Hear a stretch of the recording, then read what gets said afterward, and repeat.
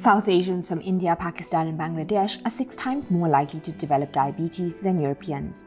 This can be attributed to a combination of lifestyle choices and genetics, right? Well, this may not be the case.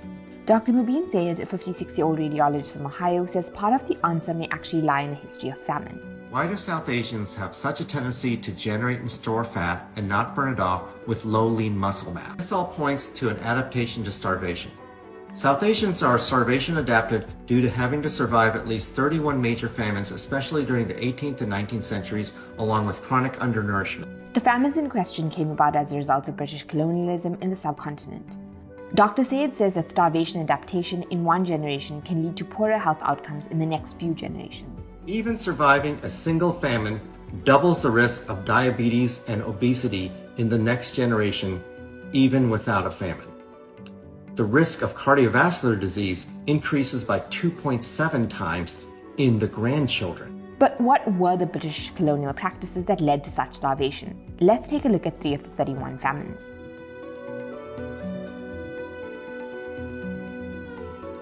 Some of the worst famines to hit India were in the state of Bengal. The region experienced famines in 1770, 1783, 1866, 1873, 1892, and 1897. The famine of 1866 occurred in modern-day Orissa and was so devastating that 1 out of every 3 people died of starvation.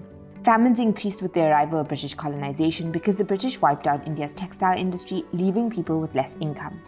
And so even though more people were pushed into farming, they were now more vulnerable. But why did such staggering numbers of people die? Especially when the rest of India had enough food to feed the region. The famine of 1866 hit, and the British didn't do a thing to stop it.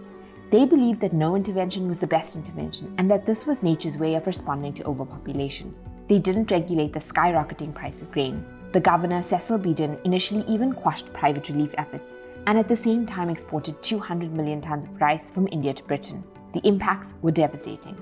One observer noted that trenches were being dug for dead bodies, and for miles you could hear people crying out for food. Finally, once British troops began to starve, the colonial administration took action, but it was too little, too late. 1 million Indians died. In 1876, crop failure led to a famine in Madras.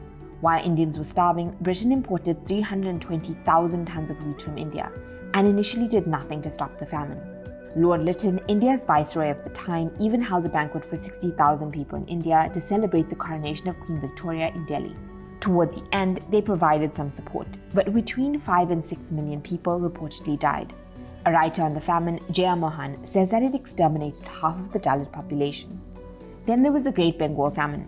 Unlike the other famines, which were brought about by drought and exacerbated by British policy, there was no drought at the onset of the Bengal Famine.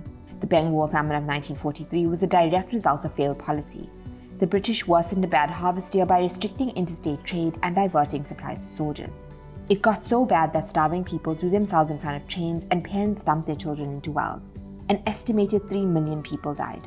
Journalist Madhushi Mukherjee says that the famine was exacerbated by Winston Churchill.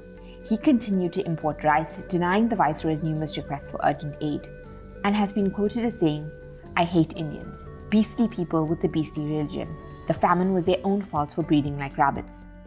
Shashi Tharoor estimates that 35 million Indians died from famines during British rule. Dr. Syed says that the storing of nutrients and fat is an evolutionary response to these famines, even though they may currently be in abundance of food. Findings from another study focused on 3,000 Chinese that suffered through a 1959 to 1962 famine corroborate this theory. Those born during the famine were at a high risk of type 2 diabetes and hypoglycemia. To what extent is the Crown partially responsible for intergenerational health problems triggered by famines?